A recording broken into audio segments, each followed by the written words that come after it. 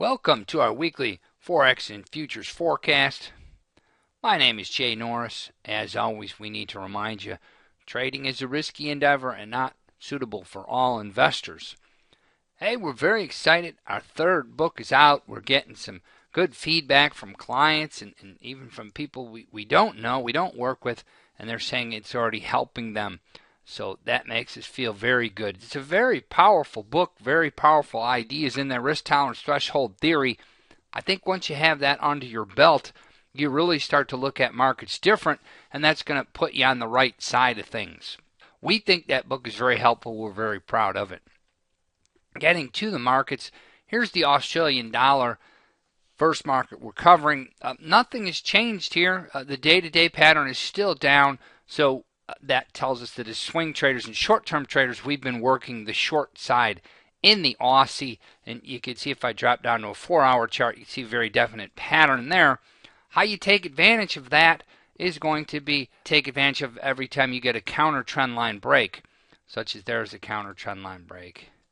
There's a counter trend line break. There's a counter trend line break. So literally every time you get a counter trend break, you're alert to be taking sell signals. Ideally, you want to trade multiple contracts. Put two on, take one off. Put two on, take one off. Put two on, take one off. This way, as you go, you can build a position, right, as it moves along.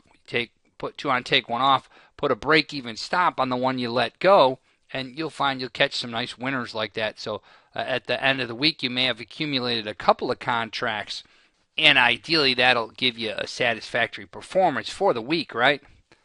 So Aussie dollar, we continue to see weakness. Our initial downside target's 101.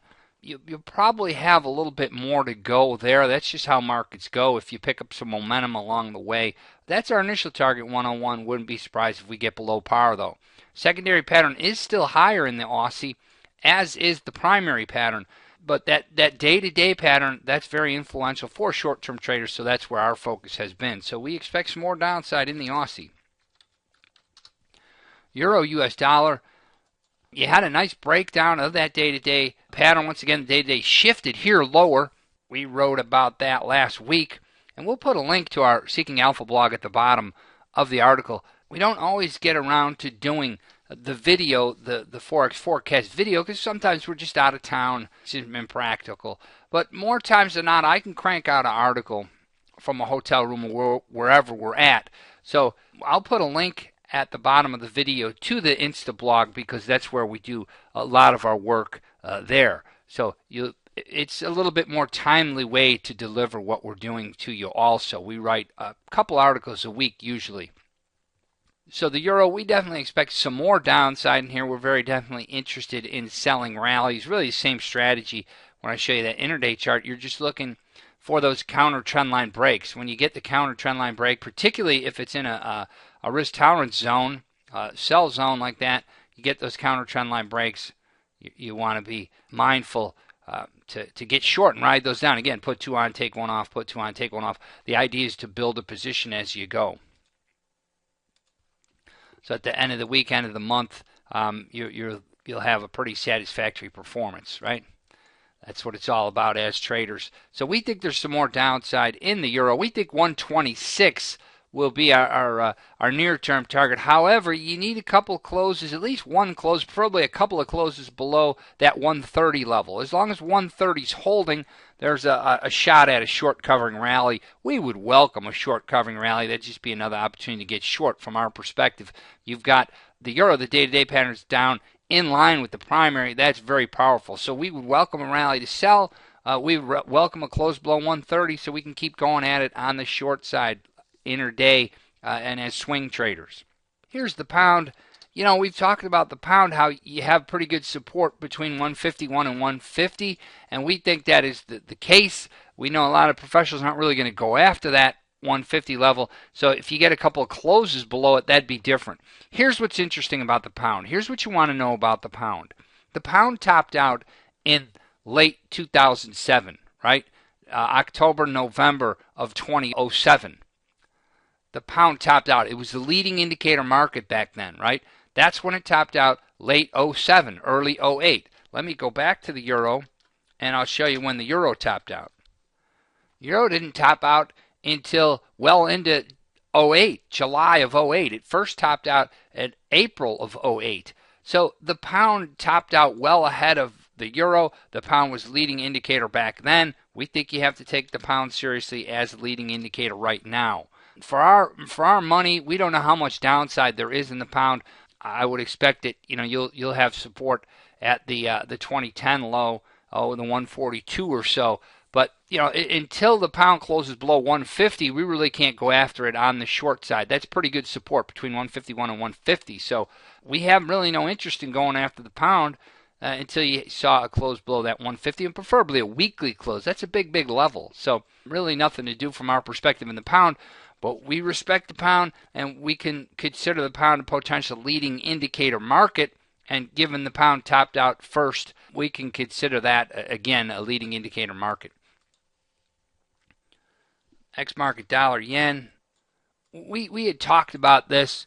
You could see it held that 50% line right there.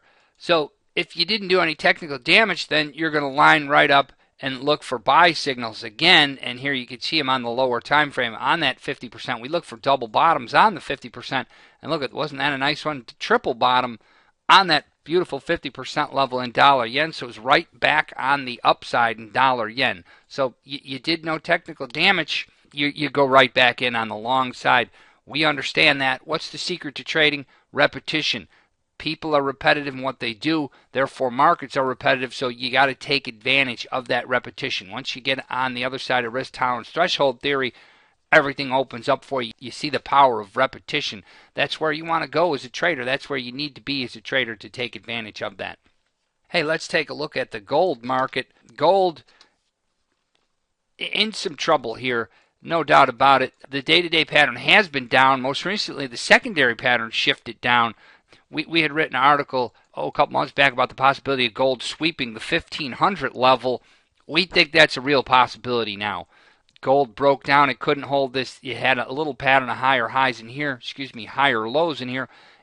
Once it broke that pattern, look at how quickly the gold market collapsed. So secondary pattern down, day-to-day pattern down, 1500's looming, right? So we think any rally in the gold market for now needs to be sold. The one caveat I'd put on that, though, is if you were to see suddenly a U.S. stock market correction, we think that would put a bid in the gold market. We're going to cover U.S. stocks next. We think at this point in the cycle that the strong dollar we're seeing, we're going to continue, we think we'll continue to see a strong dollar, weak currencies, particularly the euro. You're seeing it already in the pound. We think you'll continue to see a weak Aussie also. That's dollar bullish. That's going to support the U.S. stock market near term. So we think there's more downside on gold, especially if the stock market, U.S. stocks continue to strengthen. However, if something out of the blue happened and the stock market started accelerating lower, that would probably put a bid in the gold market. Here's the U.S. stock market, speaking of the big bull here. We think that there's some more upside to it.